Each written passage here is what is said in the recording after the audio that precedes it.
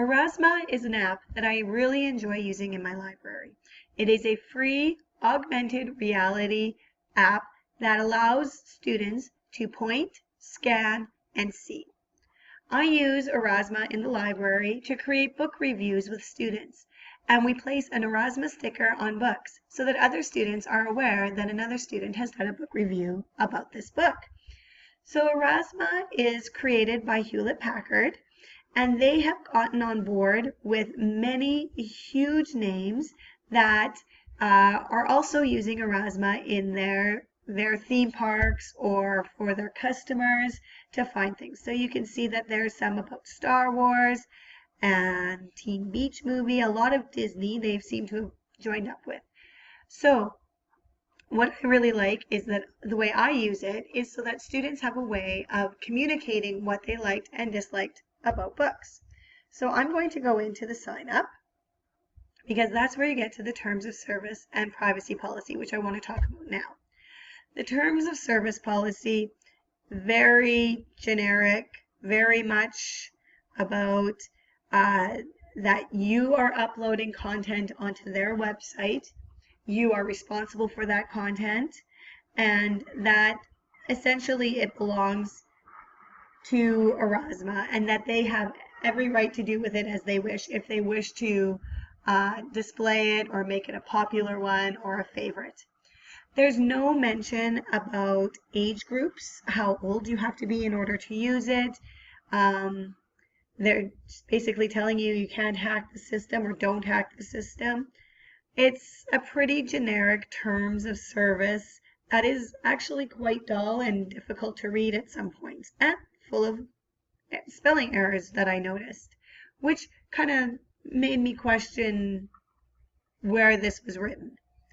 And then, if you go back, there's the privacy policy, which again is very generic, very much the same about how they can use your information for when you sign up, and email addresses.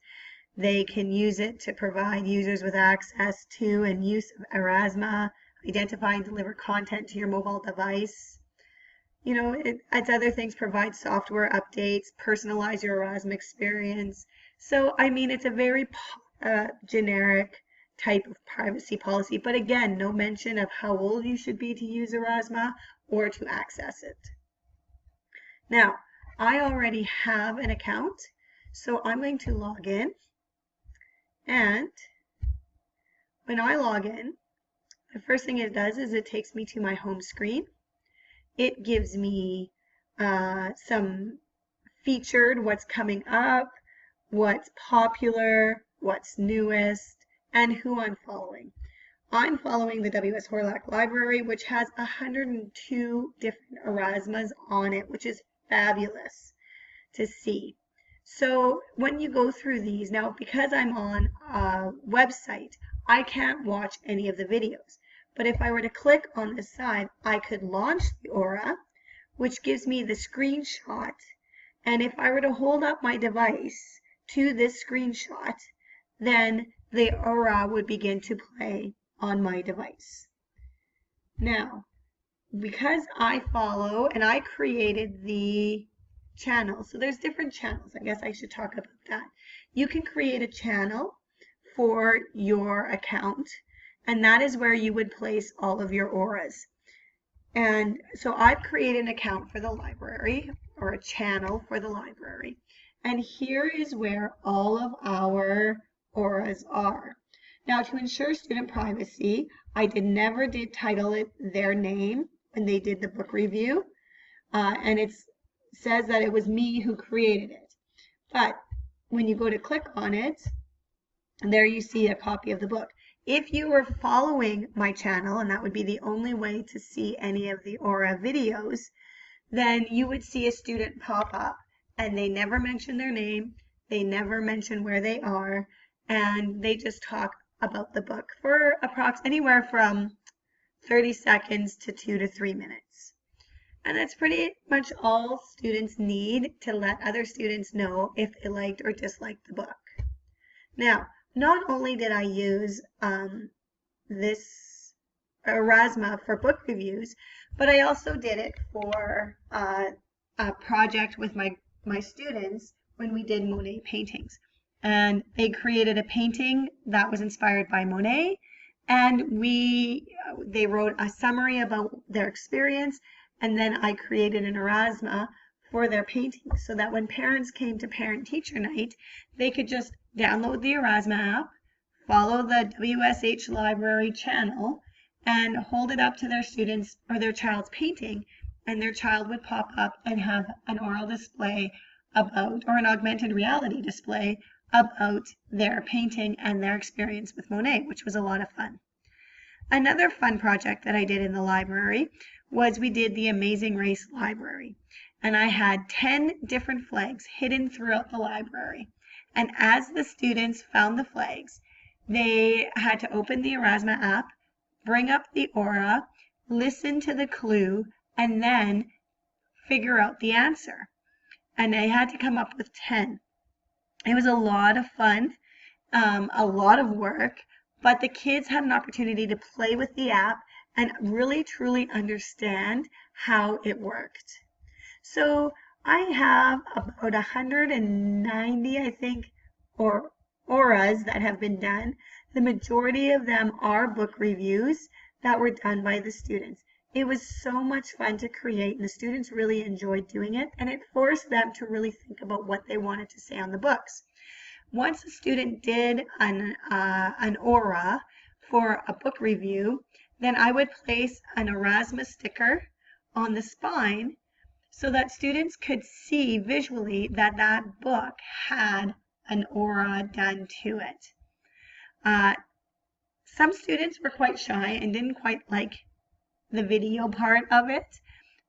That's where maybe the Bookopolis review would be good for them.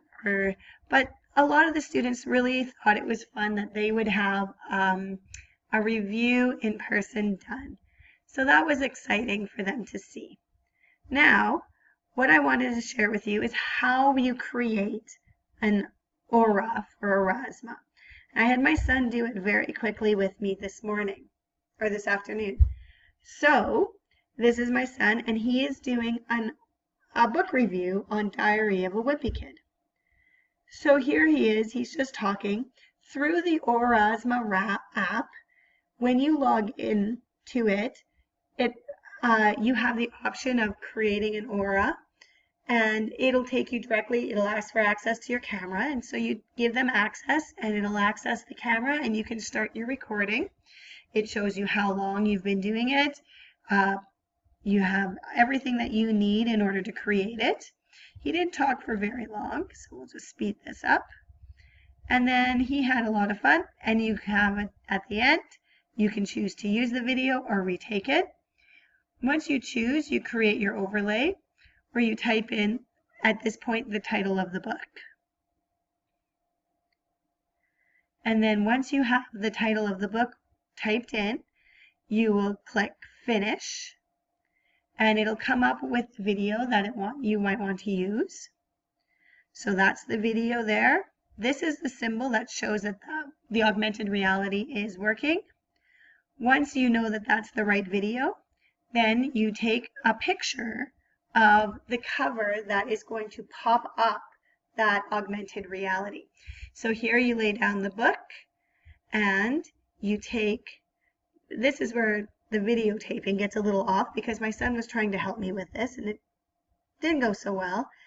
But you take your picture of the cover of the book, and once you see that this is all the way in the green, you take a picture and your augmented reality book review pops up, which is really fun. So once that's done and it's saved into your channel, it's ready to go. So you open the Aurasma app, and if you go back, when you open your Aurasma app, you'll see these little bouncing circles, which means it's ready to start scanning. Once it's scanned it, your review pops up. Aurasma is a great app to use with students. They think it's a lot of fun to see kind of almost a 3D version of themselves over top of a book, talking about a book and then being able to share that content of the book with the school population and anyone else who may happen to follow our library channel. Teachers have embraced it by using it in their classrooms with projects to evaluate oral discussions, and it's just a lot of fun for kids to use and create on their own.